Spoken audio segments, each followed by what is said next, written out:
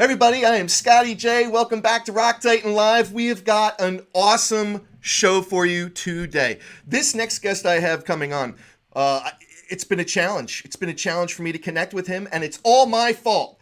But as the old adage goes, better late than never. This guy is truly awesome. He has shared the stage with some of the biggest rock stars on the planet Earth because he himself is one of them.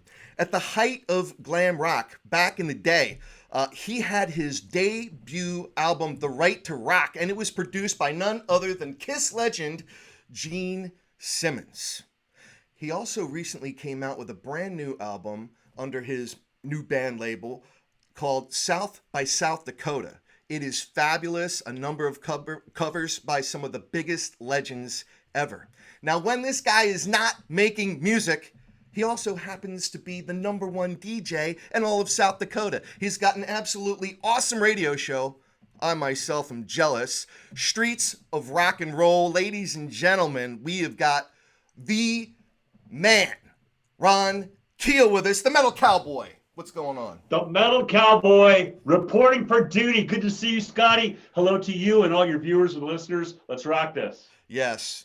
And I know that you are very familiar with this format because, like I just said, you've got a radio show yourself. Before we start talking about all your music, Ron, what made you want to even get into the world of being a DJ, being a radio personality? Well, thank you, Scotty. And I hate to correct you right out of the gates. When I was doing my daily show on K-Band 94.5 FM here in Sioux Falls, South Dakota, the wild, wild Midwest, I was the #1 voice on the #1 rock station. And that lasted a couple of years. I'm back to the syndicated weekly format in which I started in 2012 with the Streets of Rock and Roll show. Right. And it was always a dream of mine. I think most kids who love rock and roll want to either grow up to be a rock star or a DJ. And I got to do both. You know, I've had so many dreams come true and crossed so many amazing accomplishments off my bucket list. And hosting my own radio show was something I'd always wanted to do. I love the talk radio format. I love interviews like this, that interaction and discourse between two people, whether it's an interviewer and a subject or two rock stars, which I often get on my show as I'm interviewing Rock and Roll Hall of Famers and some amazing superstar guests that I get to talk to in the course of my show. And I always wanted to do it, but it took some time to wrap my head around the format and kind of hear the show in my head the way I wanted it to be. So in 2012, I went on the Monsters of Rock cruise. It was the maiden voyage, the first Monsters of Rock cruise, and I was honored to be on the bill with my band Keel. And so I took my voice recorder on board with me, and throughout the course of the voyage, I would talk to my rock star friends from Cinderella and Faster Pussycat and Black and Blue, and I would talk to the fans and get their impressions from people all over the world.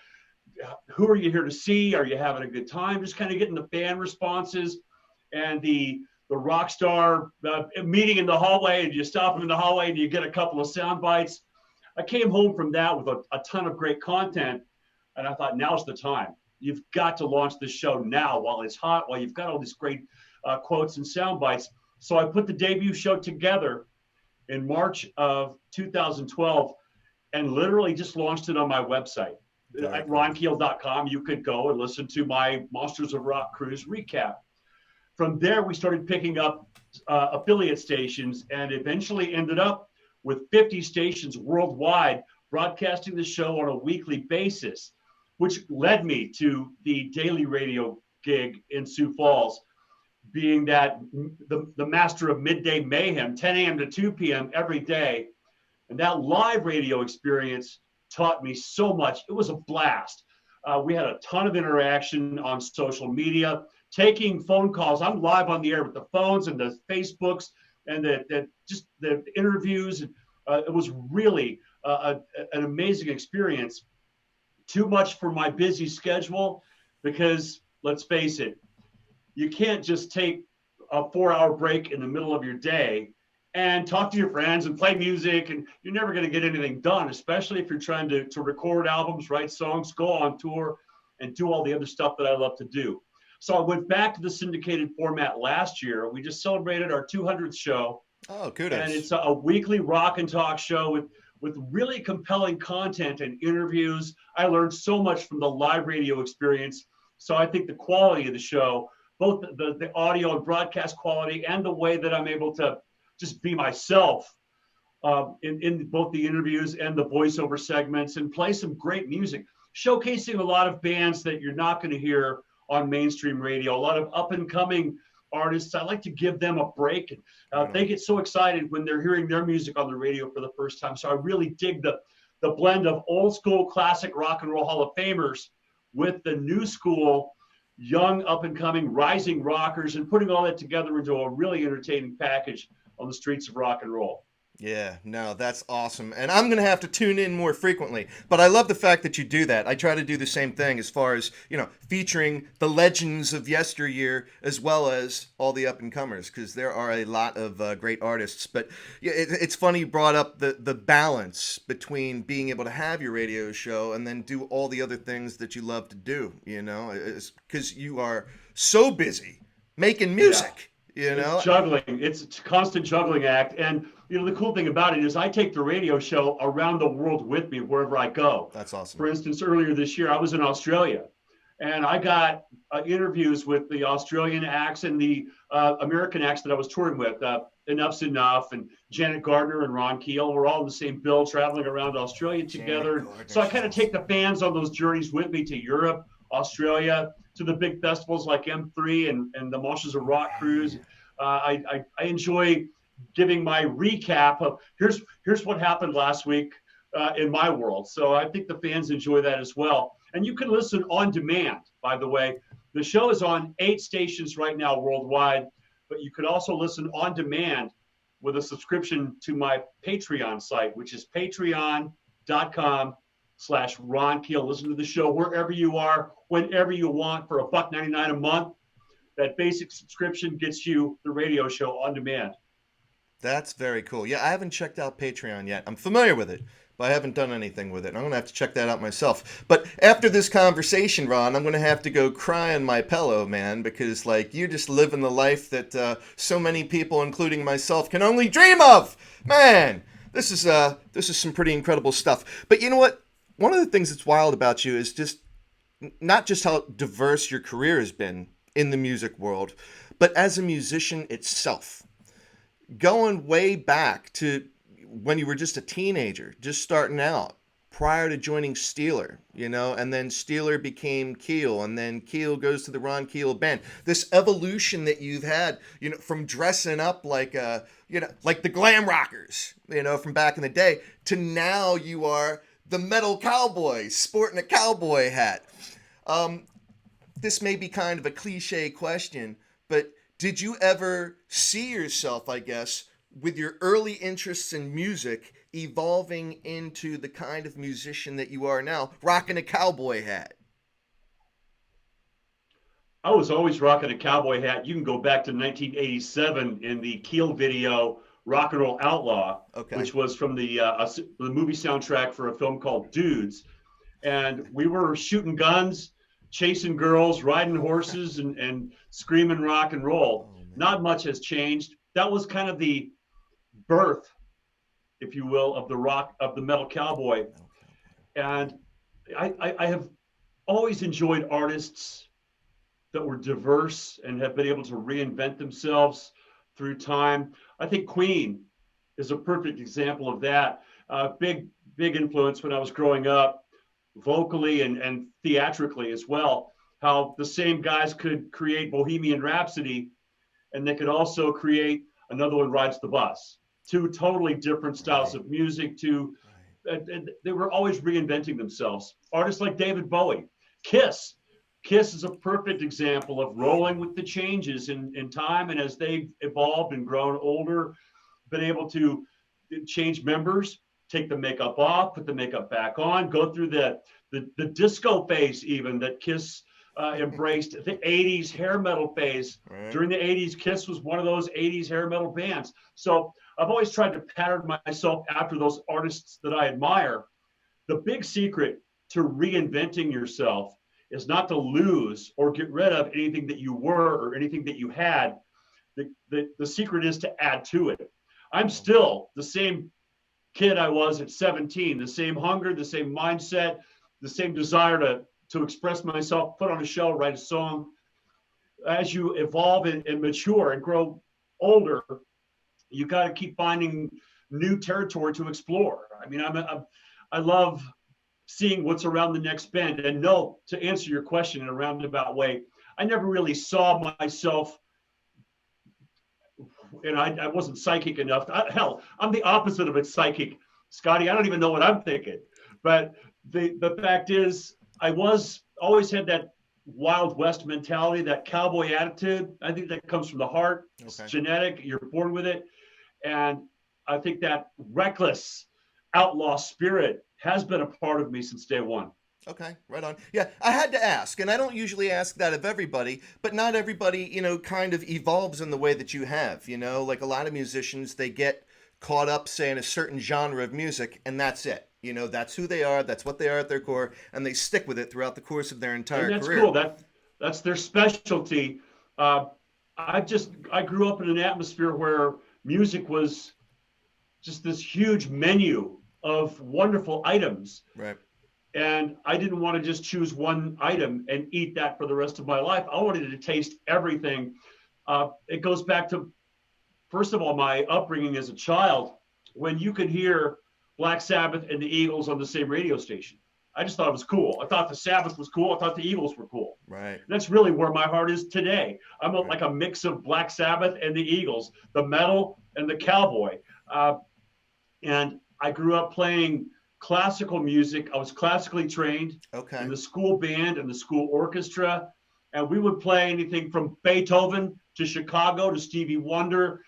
And I won awards as a jazz musician in high school. The jazz and the classical upbringing it was just really cool flavors, other stuff that was on that menu. As I started to get into my teenage years, anything that was louder, faster, more electric, more exciting, more sexual. Of course, as a teenager with raging hormones, that stuff turns you on. It's the music of the wild and the young. And that part of me that is still wild and young still expresses that with exciting, electric, powerful music. Arena rock, we called it back then. That's what I still call it. Right. And as I grew up and grew older, I had to find ways to express myself that, let's face it, and we'll go back to the end of the 80s, which was a really tough time for me and a lot of my fellow artists at the time. Sure, we continued on into the 90s, 91, 92, with bands like Firehouse and XYZ. But for the most part, when that decade ended, it changed for a lot of us that we thought it would last forever. We thought we're these Hollywood-style rock stars, and we've arrived, and it's never going away, and everything does, man. There's a last time for everything. So when that ended, and it was abrupt, it was like all of a sudden, no record deal, no tour. What about this beach house? What about all those sports cars? How am I going to pay for all this shit? So you realize, it's a huge. You got to find a soft place to land, man, or you're going to kill yourself. Yeah, grunge came out of nowhere, man. A lot of my friends did. Yeah, that grunge movement I found was solace huge. in country music. Okay. In 1991, 92, I was driving back and forth from LA to Phoenix often just to hit the mountains and go camping. I'd go back to my old stomping grounds in Arizona, Apache Junction, the Superstition Mountains, where I used to go hiking and camping and four-wheel driving. And I'd take my guitar and I'd ride back and forth across the desert, a 400 and something mile drive. On the radio, you're looking for something that sounds, something that resonates with you.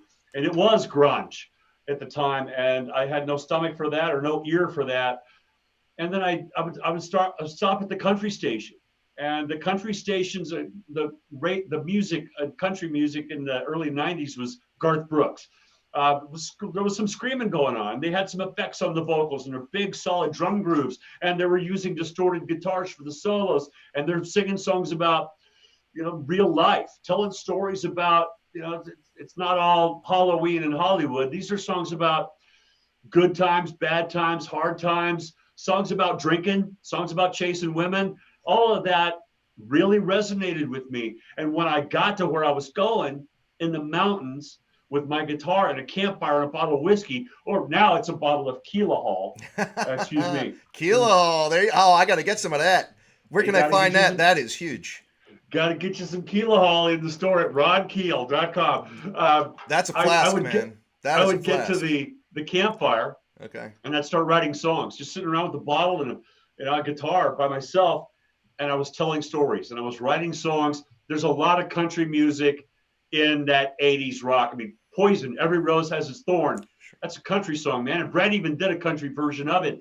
The Cinderella stuff that's so bluesy and so much like the old Rolling Stones stuff from the 60s.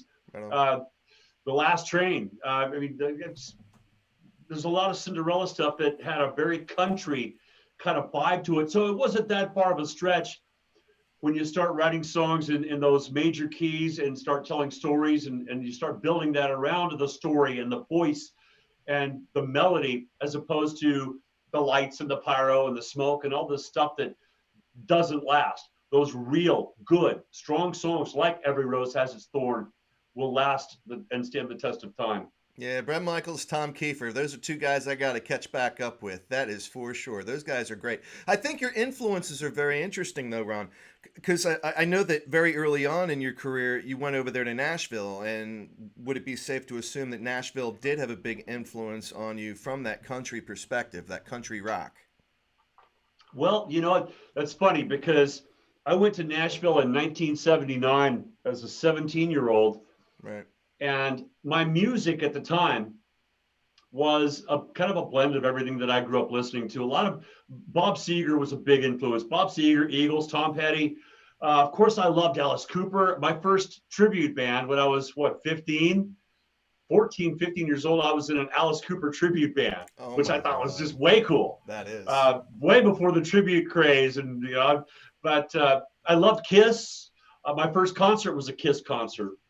And to me, the Nashville experience was very important at the time because my music was too rock or too primal. I think that was the word the A&R guy at MCA used. Yeah. They passed on me because my music was too primal. I actually went there to do a demo for MCA Records. And that's a great story that's in my book and the audio book as well. But I stuck around because I felt that this is Music City. There's a vibe here. You look out the window of my apartment and I could see Capitol Records and I could see all these publishing companies. And behind every door could be somebody that could help me get to the next step. So I started knocking on doors. I got the door slammed in my face, usually, but I stuck around and I continued to write songs and going to concerts. And at a show, I believe it was August of 79, I saw Rush with special guest Saxon at the arena. And love Saxon. I'm at the arena, and I was always into putting on a show. I would dress like a rock star, even when I was in high school. Leather pants. I was the first kid in school to get his ear pierced. Long hair. It's flashy, charisma, flamboyant, whatever you want to call it. I was always dressed for the gig, and these guys with long hair guys came up to me between Saxon and Rush. Of course, you go to get a beer and you're hanging out in the lobby of the arena.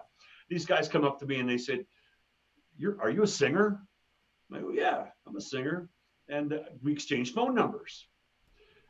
They ended up bugging me into joining their band, which was called Lust. And it was a very much AC/DC meets Priest kind of thing.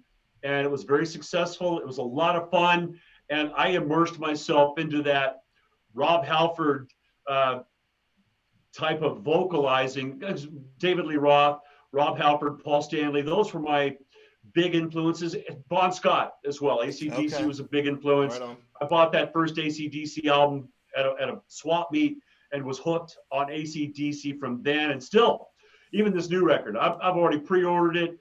I'm one of those guys that if it's a band like Scorpions, Priest, AC/DC, Van Halen, I'm going to buy their new album, the day it's released. I'm that hardcore of a fan. So it was a lot of fun immersing myself into that style of music, and it worked. And I continued that, and still to this day, a lot of the music is very much influenced by those bands that I was listening to in the late 70s, early 80s. Yeah, well, Brian Johnson's my cousin, man.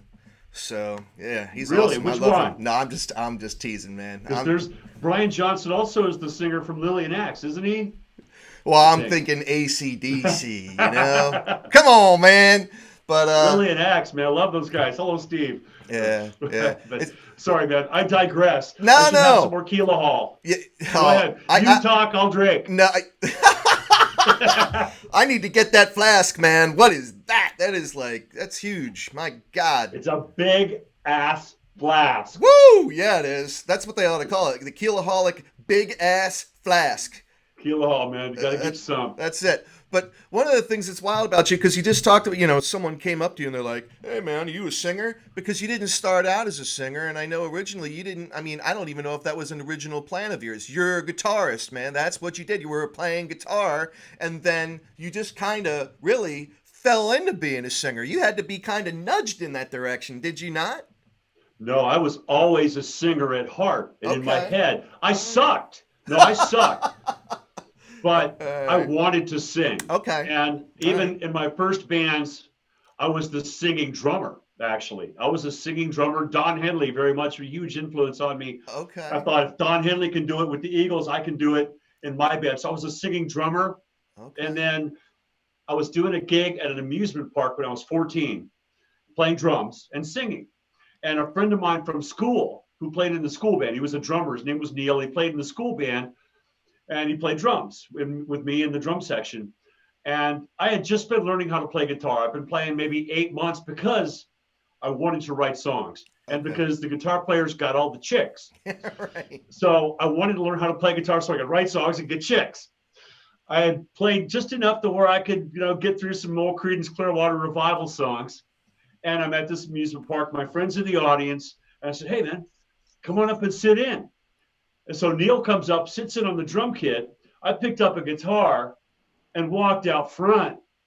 And I go, oh, this is cool. I could walk around. I could get really close to the chicks. I could just smile at them and flirt with them. And the front man was born that day. I have still continued to play drums through my entire career. I love playing drums. Okay. All right. So, most like many singers, like Steven Tyler started out as a drummer as well. Okay. But a front man was born that day, and I knew that center stage is where I belong. All right, yeah, because I thought the guitar was your foundation, in your beginning. I didn't know you were a drummer. So no, I had my first guitar. Scotty, sorry to interrupt. I tend to do that. I had my first guitar lesson when I was 6. Okay. And it was so difficult. And I'm just a little kid, man. I got a big Gibson acoustic guitar. And they're making me press my tender little fingers into those steel strings. And like, screw that. That's way too much. I'll just beat on something. So that's where the drummer came in. I thought, there's no way I'm ever going to play guitar until I started hearing these songs in my head. And I was trying to convey my ideas to the guitarist in my band, trying to get him to play the songs that I'm hearing, and I couldn't communicate that verbally.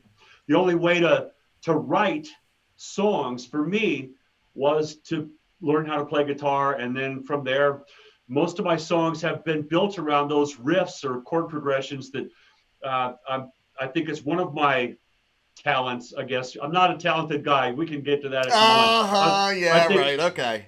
I believe that talent is earned.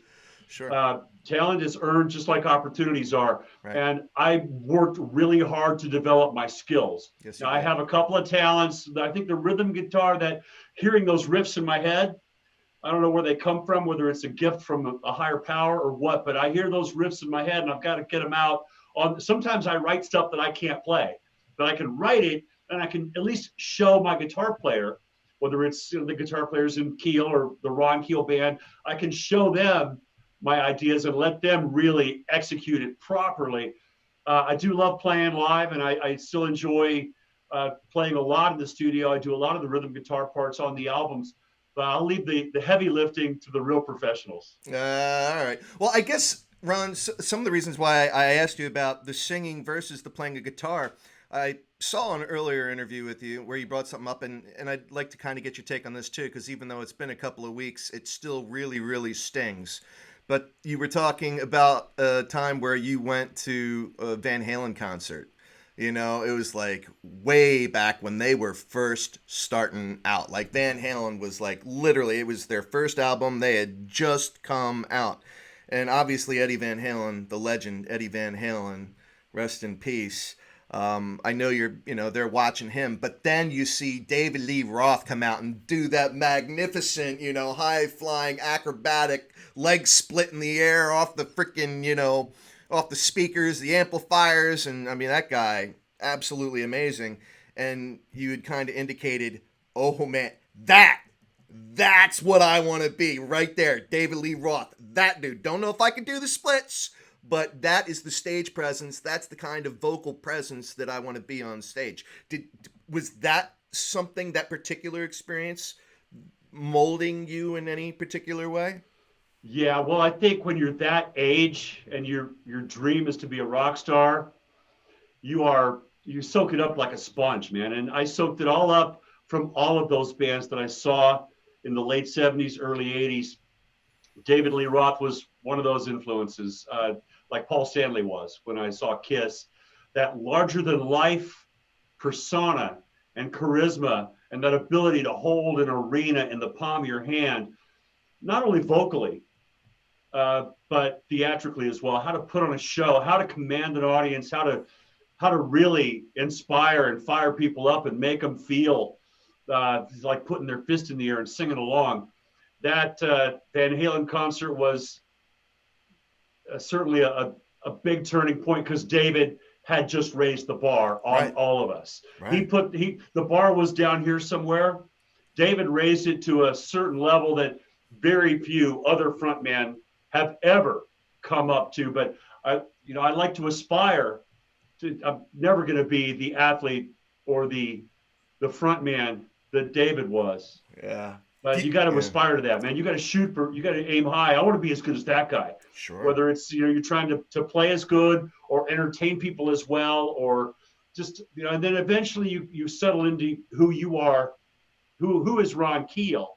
And from then on, for the last 20 years, I've just wanted to be the best Ron Keel I could possibly be. Yeah, well, I think you've done a pretty damn good job of that. Do you have any particular Eddie Van Halen memories? Did you ever have a chance to meet him in person? We met a few times. Yeah, we did, and I treasure those moments. Both a very personal moment when Edward came down to visit us recording the Final Frontier album. He was friends with Gene, and Gene Simmons produced our first two major label albums, as you mentioned. Right. So, and Gene would always have guests stop by the studio. He'd have, hey, I'm producing Keel, stop by later on today. So a lot of rock stars just busted in the door, from Ted Nugent to Joe Jett. And, Eddie Van Halen comes by one day with a 6-pack of Schlitz malt liquor, just kind of sitting there at the piano and having a beer and talking and smoking cigarettes. And that really up close and personal sit down was the first time that I'd met him. And then not long after that, probably within a year of that, was July 17th, 1986. We were opening up for Van Halen at the Cotton Bowl in Dallas, Texas, in front of 80,000 people at the Texas Jam. So to have that intimate moment, and then a few months later, and us on stage in front of 80,000 people, certainly amazing. And they probably even more amazing than meeting him and getting to know him just a little bit was that day in 1978 when that first album came out. It changed the world, changed everything. Even before we saw David Lee Roth or saw everything, you heard that tapping, you heard Eruption. It changed everybody. That day, and I was a junior in high school, and nobody knew who Van Halen was when we went to school that morning. By the end of the day, everybody had the Van Halen logo written on their notebooks, and we're all cranking up Van Halen 1 in our cars on the way home. And I'm sure that little record store in Mount Pleasant, Texas, sold out of Van Halen albums very quickly and had to reorder, but I was one of the lucky ones that fought my way to the front of the line. I got to buy this record. I got to buy it today, and I got to crank it up. I bought it on album and cassette, and I got one in my car, one on my turntable. Just changed everything for all of us. in the late 70s and really gave us wild youth something to believe in that wasn't disco or punk, and it changed the world, man. It's so amazing to see your career come full circle like that, though. I mean, you end up going to a Van Halen concert as a fan, and you're watching these guys, and all of its awe, and then one day here you are hanging out with them, opening for them, playing with these guys, sharing the stage. I can't even imagine, like, just the surreal feeling that had to have been like, and then you talk about just the sea of fans. I remember there was a statement you made one time that you kind of alluded to a little bit ago, where just that audience, that huge live audience, provides such an adrenaline rush that it is vastly superior to any kind of high or anything you would ever get from, any drug or any substance. There's just nothing like it. That adrenaline rush feeding off the fans, that's like incredible, man. That's awesome. Yeah, it was an amazing, amazing ride. And sometimes, there's so many of those surreal experiences, Scotty. To be not only on stage at Madison Square Garden, a place where this is, that's a bucket list thing for anybody who wants to grow up and be a rock star. Yeah. But to actually be on stage at the Garden, sold out, and to hold that audience in the palm of your hand, amazing experience. But then some other moments, meeting your heroes, like you said, going from watching Van Halen to having a beer with Van Halen, and then getting to sing actually with some of my heroes. I jammed with Gene and Paul. And I've had the occasion to have Paul on stage with my band at our very first concert. Paul was a special guest, came out and did 4 Kiss songs with us. So, then to have that moment, to have Paul Stanley come out, and we're doing Love Gun in Detroit Rock City, Paul's singing it with my band that I'm doing. He actually let me do the duet on Rock and Roll All Night. So we have that recorded. We have me and Paul Stanley doing a duet on Rock and Roll All Night in front of our a packed house at our very first show ever. You can't even quantify that. Singing with Sammy Hagar, who was a huge influence, and probably even above David or Paul or Rob Halford. Sammy is kind of probably my favorite all-around singer, songwriter, musician, personality. So I'm a huge Sammy fan. I can't even tell you what song I sang with them because I was so freaked out. Probably I Can't Drive 55 or Rock Candy, or I don't even remember. But I know I got to hold the mic, and there's me with the mic and Sammy with the mic, and Roger Daltrey from The Who. I mean, that's royalty. I mean, that's way up there. And I got to sing with Roger. I think probably did My Generation, I think, but I was pretty nervous that day too.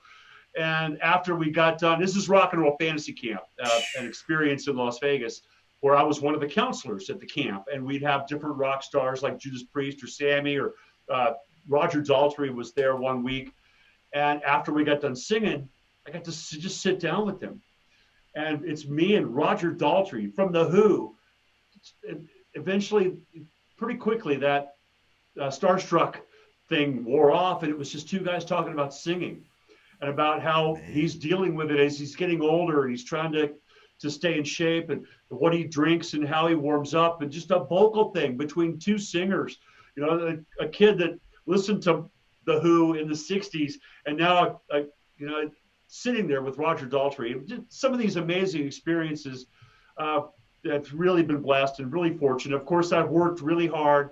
Yes, I've been really lucky as well. And I'm very thankful for all those special moments that nobody can ever take away from me. Man, yeah. Well, your persistence has definitely paid off. And that's something that inspires me, to just keep on going, because you never know what's going to be around the bend if you just don't keep going. You're never going to know. You can't win if you don't play, man. Right. You can't win if you don't play. Exactly. But, man, you hanging out with, Gene and Paul, that's amazing. I had a chance to meet those guys myself. You know the extent of our conversation? Hi, how you doing? Hi, nice to meet you. That was it. That's all I got. But would you pay $5,000 for the meet and greet or something like that? No. No. I got to meet Paul due to a good friend of ours through his art. through his artwork. He's an amazing painter. I absolutely love his paintings. Yes, he is. I gotta get one. I gotta get one of his paintings. I gotta have it in my man cave, my studio. Gotta have it. Those are expensive. I know they are. Those are expensive. But he's good. Paul, he's so great. He's so he great. really is, man. Amazing guy. Yeah. And those guys taught me so much, just from business to music to staying in shape. I'm talking about working out with Paul. Paul's philosophy, and he's cut, man. Dude's built at 70 years old. Yeah. Less weights, more reps. I still think about that every day at the gym. I'm thinking Paul told me less weight, more reps, and this morning I was at the gym thinking about Paul and his little workout counseling. Whenever I'm in a recording studio doing a session, every album or song or recording session I've done since '85, Gene's been the little devil on my shoulder, telling me to make sure the bass drum and the bass guitar are working in tandem together. Make sure when you stack these harmonies, you stack the root first and the low one second, or all the stuff that he taught me about making records and I could write a book about each one of those important aspects of what I've tried to soak up and learn from some of the masters. Yeah, no, those guys are in amazing shape, and like you said, I mean, they're all like 70-ish. They've been doing this forever, which is so impressive. But even for me, more impressively is their fearlessness. 2017, I was out at Chicago Open Air, and Kiss was closing out the night. Oh my God, Paul's doing that zip line over the entire crowd, like 100 yards from the stage up into this tower. He's like 30, 40 feet above the ground. I'm just like, oh my God. And he's just holding on. It's not like he's even really tethered in. And he does that whole zip thing. And then Gene, God of Thunder comes on, and then boom, they hook him up and they hoist him all the way up into the rafters, the very top of the wherever the hell it was, up way above the stage. I mean, he's like 50, 60 feet above the ground.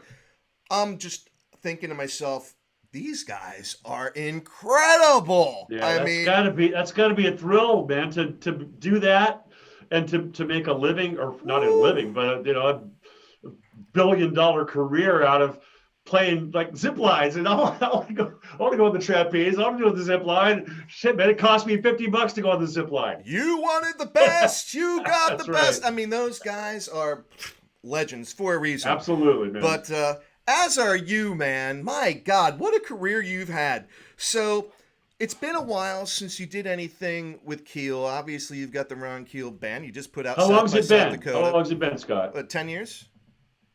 Since you put out a brand new album years? with Keel, hasn't it been 10 years?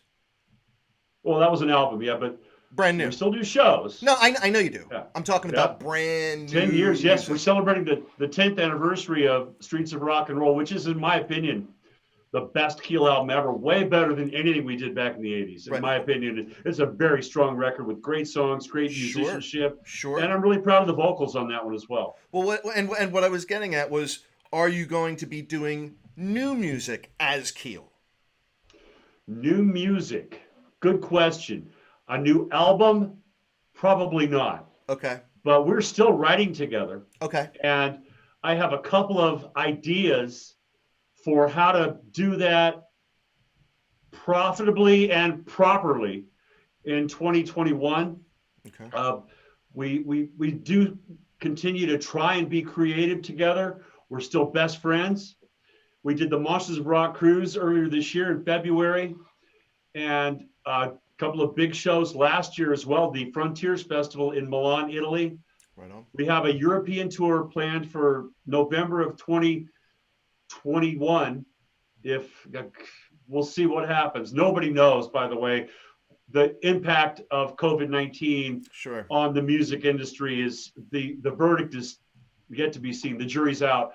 We don't know what we're going to be able to do next year or the year after, but we're hoping that we'll be able to do that European tour next year. We have a great bond and a great friendship. I do have plans for at least one new Keel song, probably not an entire album. Okay. An album is a huge investment on my part. You're going to have to spend months in the writing, recording process, very expensive and very time consuming focusing on making a Keel record, because a Keel record is a different kind of rock and roll animal, so to speak. Right. And then once the record's done, you've got to do this 3-month promotional campaign to support it and promote it. So it's basically at least a year of your life. Mm-hmm. You're going to get maybe a $50,000 advance from the record company. You're going to spend most of that recording.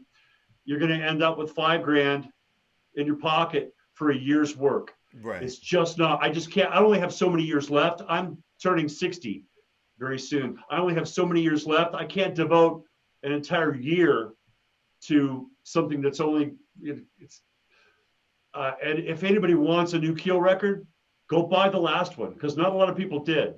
They hammered on us, and they continue to hammer on us. When are you going to make a new record? Well, nobody bought the last one. That has been the least selling album that I've done the last 20 years. And it was a Keel record. And it's one of the best albums I've ever done. But the sales were not there. The sales do not justify the investment. And the only reason I would do it would be the challenge, because it is a vocally and mentally and physically, it's a challenge to create an entire album like that. I'm much more focused on Ron Keel Band and the challenge of creating an album that includes songs that could be Keel songs, like Fight Like a Band, our title track from our album last year, very much could be a Keel song. Road Ready, the lead track on that record, it's a Keel song for all intents and purposes. Okay. It's a hard rock and metal anthem with the lead singer screaming his guts out. Right on. And that is the characteristics of what I call a Keel song. But throughout the course of the album, we also take you on a different journey to different styles, Southern rock. There's even a country song on that last record, the Ron Keel Band, Fight Like a Band album. And we do have, I'm extremely proud of that one. We do have copies of Fight Like a Band available in the store at ronkeel.com. So I've got to push that one. That's our last original album. We're writing the next one now. Okay. The South by South Dakota record, which you mentioned. Yes. Of course, I'm extremely proud of this. That's not only a great album, but a great package as well, with the nice fold-out digipack. The great artwork. I can tell you some stories about the artwork and the photography. This is a really cool thing. Plus, the album comes with a fold-out, full-color poster that I will sign for you. I will autograph that for you at no extra charge. So all that stuff, including the new Steeler album. We haven't even touched on Steeler. We talked a little bit about it earlier. Right. The new Steeler album, Come Hell or Hollywood, available now from FNA Records and available at ronkeel.com. Steeler will be celebrating our 40th anniversary of our first gig in February 17th. 2021. I hope to make it back to Nashville for that celebration. There's all kinds of cool stuff in the store at ronkeel.com. The Bad Channels DVD. Have you seen this movie, Scotty? No, I have not. It's a great Halloween flick. It's a song about an alien invader who likes rock and roll. He likes hot chicks. And I'm in the movie. I don't only get to act in the movie, I get to sing in the movie. There's my band, Fair Game. So that's great. The cookbook, Rockin Recipes for Autism. That is available in the store at ronkeel.com. My chili recipe is in this book, as well as recipes from Don Dokken, guys in all these Rudy Sarzo's in here. All the famous rock stars have recipes, members of Ozzy Osbourne, Whitesnake, Quiet Riot, and so forth. And I've got my world famous Ron Keel award-winning chili recipe. All this and more in the store at ronkeel.com. Ronkeel.com. Yes. All right. So, Christmas is going to be here before we know it, everybody. And probably no one's going to be going out to the stores in person anyway. Online shopping is the way to go. So make sure you go out to ronkeel.com and you will be able to get all of these fine products. And or you can just get a gift card. You can buy a gift card in the Ron Keel store. There you go. Buy a $50, $20. You can just specify your amount, $25, $50, $100. Buy your favorite rocker a ronkeel.com gift card to go shopping in my online store. We've got some really cool new items launching for Dark Wednesday. It's not Black Friday. I can't get away with. I'm not going to say Black Friday, but in an interview. But we have Dark Wednesday this year coming up, and I'll be doing a solo acoustic concert on Dark Wednesday as well at the Phoenix Lounge in Harrisburg, South Dakota. I'm going to do an online stream So the fans that are subscribers at patreon.com/Ron Keel, an all access subscription gets you a front row seat to this streaming concert. What I'm going to do is I'm going to do a Keel show, acoustic Keel music, all the ballads and stuff that I haven't done in a long time, like Princess of Illusion off the debut album Late on the Law.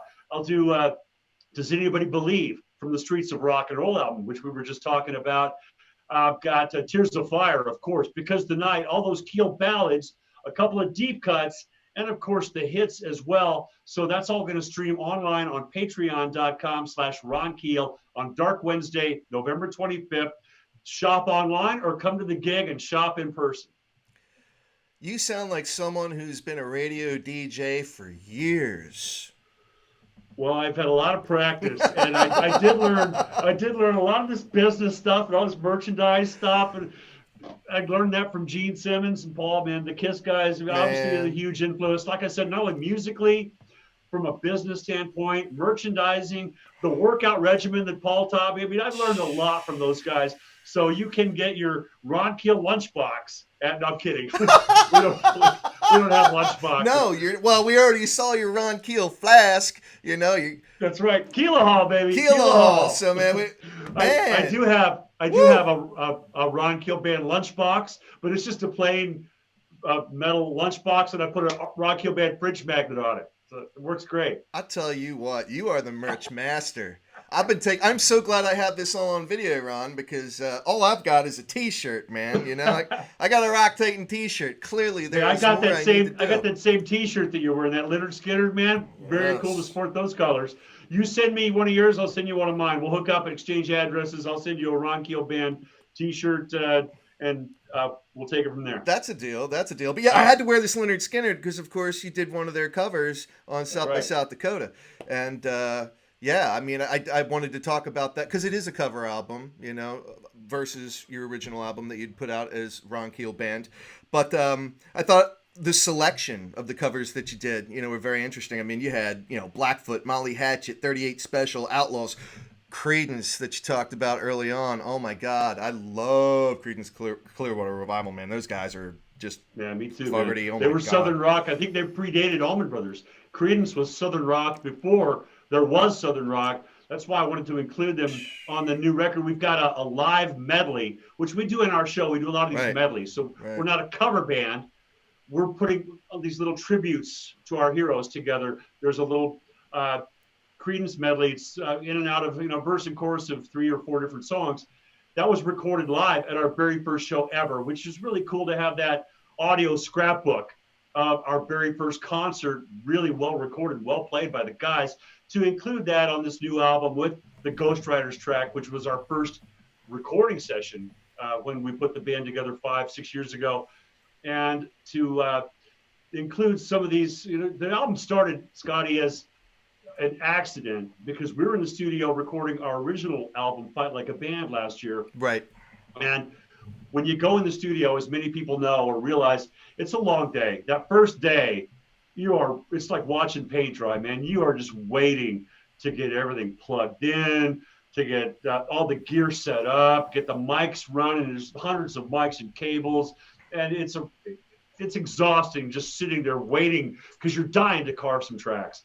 And finally, hours, 6-8 hours later, you finally got all your guys in place. Everybody's got their guitar strapped on. They got a headphone mix. Everything's in tune. And you're ready to make noise. And you've got to play something so that you can get your headphone mix right. And then you play a little bit of something, you stop. Hold on, give me less bass in my headphones. I need to hear a little bit more of his guitar, whatever. And the engineer, producer is in there getting levels on everything. So it's a long process. Once we got there, to the point where the producer, Mike Tresh, says, okay, go ahead and play something so I can get a mix.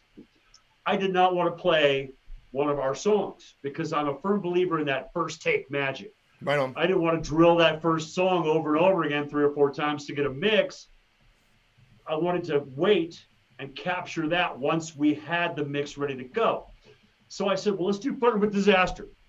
And we launched into Flirting with Disaster and played it. And mix sounds good. Let's continue to roll. So then we went on recording our original music. at the end of the day, everybody's pretty spent. It's been exhausting. We've got a couple of tracks under our belt. Let's have some cocktails and let's have some fun. Let's have some Keel Hall. I gotta get some. Hall, have a little fun. Man. So then at the end of the day, I think we did Rockin' Into the Night by 38 Special. Right on, man. And I'm okay, it's been a good day. I'll see you tomorrow. And we come in every day. We do that to warm up or to get acclimated and get the mix set. After 3 or 4 days of this, the producer, Mike Dresch, says, Ron, I've been recording this stuff, right? And I said, well, let me hear it back. He played those tracks back for me that we had been doing in our warm-ups and our wind-downs. And it immediately hit me that we had something very special here. We've got the makings of a great Southern rock tribute album. And it's just a bunch of guys who love each other and love these songs, having fun in the studio, not even knowing that we were being recorded. Very organic, That's cool. Very unplanned. So I realized this is special. We've got to take this to the next level. We've already got 4 or 5 cuts here. We've got the live cut that we did with the Creedence Live. We've got the Ghostwriter single. That's 5, 6, 7 tracks. What are we missing? Got to have a Skynyrd song, right? It's a Southern rock tribute record. Got to have a Skynyrd song.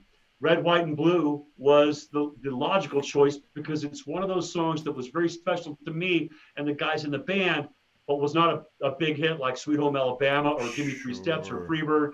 That's sacred ground. You don't want to tread there. Right. But Red, White, and Blue was the song that we had been doing in our show that a lot of people didn't realize that's a Skynyrd song. You did it well. Yeah. Thank you. And that's the first single and video from the South by South Dakota record. The Allman Brothers, you've got to have an Allman Brothers track on a record like this. And Ramblin' Man is to me, their signature classic hit. And we didn't know the song. I knew it because I've been doing it in my acoustic show. I didn't know all the guitar stuff, but I, singing it and playing it around the campfire or around the bar, at the acoustic gigs. And we put the record on, the YouTube video, and piped it through the headphones. Listened to it a couple of times, and the guys are kind of fumbling and trying to figure it out, learning the song on the spot. And then we just took it and played along. Let's take it from the top. 1, 2, 3, 4. And we played along with the YouTube video. That's cool. The original recording, not looking at the video, but listening to it in our headphone mixes. Right. We played along with it, first take, top to bottom. And so we're actually playing along with, like you're playing along with when you're a kid learning a cover song. Wow. And that's the take that ended up on the South by South Dakota record. And there's a couple of mistakes in there. I think even that, whether it's a drum fill or a guitar lick, I just left it. I said, that's just the way it's meant to be. This is really natural, really, really organic. That's rock and roll. Let's leave it alone. And that's the way we released it. Yeah, that was cool. Marshall Tucker, loved that. Loved Marshall Tucker Band. And then, you take on Waylon Jennings and Willie Nelson. Jeez, that was awesome, man. You had some really, really good songs on there. I enjoyed listening to it. That was very cool, man. Thank you. But you know what you need? One thing, I'll tell you what, just looking at you, one of the things that surprises me, with all the merch you got, you probably don't have your own pop figurine, do you, man? The Metal Cowboy. The Metal Cowboy needs to be a pop figurine. A pop figurine? Those little vinyl figurines, they got like the big heads, but they got like, you don't know what the pop figurines are? Oh, no, I've got, let me see, where's my... You got to have some.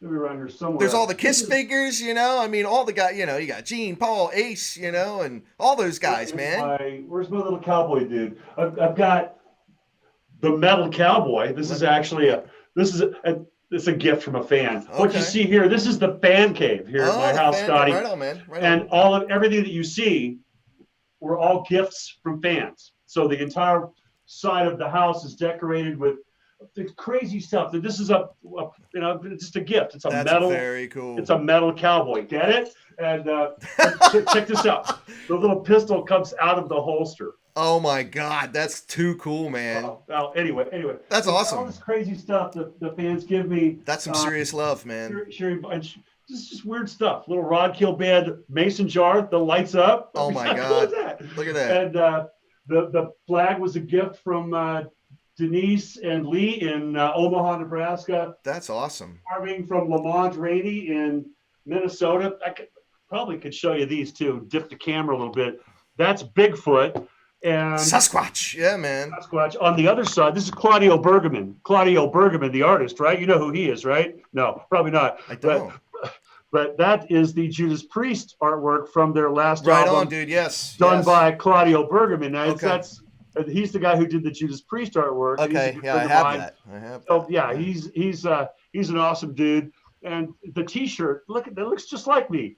That's written or drawn by an artist in Brazil. Wow. Gave it to me on the Monsters of Rock cruise last year. I mean, you can't even wash it. It's like paint. It's not like something you can wear. Sure. But yeah, this is the fan cave. It's full of all the cool decorations that are gifts from the fans. So I do not have. Somewhere I have a little. Well, there's a whole bunch of stuff on the shelf back there too. I'm not going to waste your time with that, but I love the gifts from the fans, and they inspire me. This is my studio, my rehearsal room, and my interview location. That's awesome. Upon occasion, so I thought I'd welcome you to my house and give you the grand tour. Thank you. Well, you got the grand tour of mine. What's going to be here? I don't know. Obviously you're looking at a different background than what everyone else is going to see. That's awesome, dude. I can't believe you put up that background just for me. Yeah, well, it's all custom. It's all custom tailored just for you, man. Right. I got to make everything very special. But everyone, oh my God, we are here with the legend, the Metal Cowboy Ron Keel. I mean, what a conversation, man. I tell you what. It has been a blast, man. I don't want to wear your listeners out. No. Of course, I can talk all day. We've got the Black Sabbath subject that I don't even know if we talked about that on the air. We never did talk about it. We never did talk about it. We talked about it before you started recording. We did. I might have to throw that in there. But yes, Black Sabbath, the gig that almost was. And next year it might actually, it's never too late, because I was never actually fired. So technically I'm still a member of Black Sabbath, right? Yeah, that's what. Now, did you cover I didn't read your autobiography. I'm assuming you cover that story pretty well in your autobiography? I do. Yeah. It's certainly for the longest time I didn't mention it until some books and websites, the internet, came along, and people were mentioning it online in the late 90s. And then a couple of books came out where I was included in the history of Black Sabbath. And I thought, well, if they're talking about it, I started getting questions about it in every interview. So I started addressing it, told the story in my own words many times over. But the coolest thing about it is that I finally got to sing those songs with some members and former members of Black Sabbath on a new project called Emerald Sabbath. It's a tribute record featuring all of the alumni, all the ex-members of Sabbath. Dave Walker's on the record, Vinny Appice, Rudy Sarzo played bass on Die Young on the track that I did, Ronnie James Dio. I actually did 3 songs on the record, Hole in the Sky, an Ozzy track, and Trashed, an Ian Gillan song for Born Again, and I got to cover Ronnie James Dio with Die Young. So to be able to cover all 3 of those iconic Black Sabbath singers with some of the players that originally, like Vinny Appice did the original Heaven and Hell album. Jeez. So it's an amazing experience for me. And I'm thinking next year, we already do some Black Sabbath in the show, by the way. There's a little Black Sabbath segment in the Ron Keel Band show. Okay. Upon occasion when the time is right. Not every gig, but especially at the rock club gigs where I know the fans are going to get off on that. We'll throw some Black Sabbath into the show, and maybe next year, full on Black Keel Sabbath is what I'm calling it, Keel Sabbath, where we'll do the entire song list that Tony Iommi gave me in 1984. Wow. Tony gave me a song list and said, learn these. This is the show for the new tour. That's awesome. And I still have a cassette tape that I made of those songs in order. I know the opening song was Neon Nights. I mean, so I'd like to do that just for really the challenge of it, the fun of it, and the fact that I think the fans would get off on it. I know I would dig it. You do the whole Black Sabbath tribute show, and then finish off with some Keel, Steeler, Ron Keel Band songs for the big finale. That could very well happen in 2021 if anything happens in 2021. You ever make your way out to the Philly region? It's been a while. I do have a great station out there called PhillyRockRadio.com that airs my show, and it's been a while. We've done some great big gigs there. I don't remember the last time I was in Philly, but it's been too long. No, Oh, well, that's Atlantic man, City. we got to catch up. Atlantic City, Philly. There's a difference, right? Well, it's all pretty close, like that's the whole Delmarva area, right? So Atlantic like, City was as close as I've gotten in recent years, but man, I know we've got a lot of fans back there that, especially on the northeast coast and that region that it's been too long, and we're going to go wherever we can. Of course, the COVID-19 impact is going to last a long time. And, I've heard some alarming numbers recently, Scott, and I don't want to be the doomsayer or the bearer of bad news, but even still, like right now, as we speak, Jacksonville Jaguars football team, just an NFL team, not that I'm a fan or anything, but they're allowing 17,000 people to attend the Jaguars games. Right. Only 7,000 are showing up. Right. Because they're scared. Right. And that fear is going to be a factor. It's a shame. Long after there's any kind of vaccine or anything like that. It's wreaking havoc with our industry, and sources tell me that we're not going to get back to normal for a long time. Yeah, it's going to be interesting to see how things go. But we've got to catch up in person somehow, some way. I wouldn't mind taking a trip to Dakota myself. I've never been out there. So man, you should. We'll show you around, and it's a beautiful country out here, the wild, wild Midwest. It's a real blessing that I ended up here because we never shut down. We're the only state in the union. Yeah, you've got a hot governor, man. Good Lord. Yeah, she's amazing. I actually met Governor Nome, and she is an inspiration and a true leader in so many ways. She seems very cool. We were able to do the Sturgis Rally. 5 shows with the Ron Keel Band at the Sturgis Motorcycle Rally.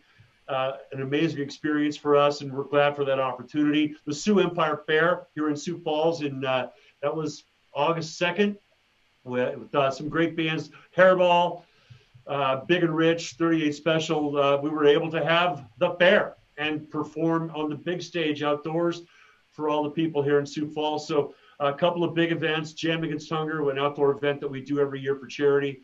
We were able to pull off some shows. I did 24 gigs this year, and I'm not over. I'm going to hit number 25 on November 25th at the Phoenix Lounge in Harrisburg, South Dakota, with the Ron Keel solo acoustic gig, focusing on Keel, ballads, deep cuts, and hits.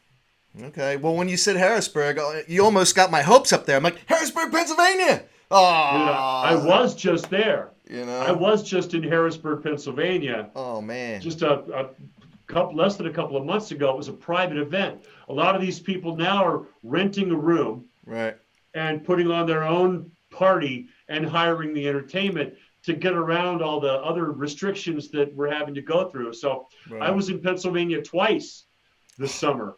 There were both private events, but next time I'm in the area, and I will be back, I'll let you know. I didn't know where you were located, but now we're like this, me and you, Scott. We've been through hell and back together the last week, just trying to connect. So I do feel a very personal connection to you now, Ron. I got you, brother. Yeah, no. And we'll definitely have to catch up offline too. But everybody, watching Rock Titan Live right now, thank you. Thank you for your attention span, because Ron Keel is more than deserving of it. And if you enjoyed this podcast, which I'm sure you have, while you're on YouTube, all right, /Rock Titan, give it a little subscribe, show us some love. But everybody, make sure you go out. All this amazing merch that Ron has, ronkeel.com. So go out there, check out all the amazing merch. Maybe we'll find that flask out there with the Keela Hall. And you got to go check out Streets of Rock and Roll, his amazing show, ronkeelshow.com. That's where you're going to get that. And we've got all these links listed right here. And then go check out patreon.com /Ron Keel. And Ron, man, what an honor and a privilege it has been to have you. And I'll tell you what, patience is a virtue, and the wait was well worth it. Let me tell you. Well done, my friend. I appreciate the opportunity. It's been great talking to you, and I hope everybody enjoyed this as much as I have. Yes, likewise. Thank you, Ron. Everybody, I am Scotty J. You're watching Rock Titan Live. We're here with the legend Ron Keel. We're out.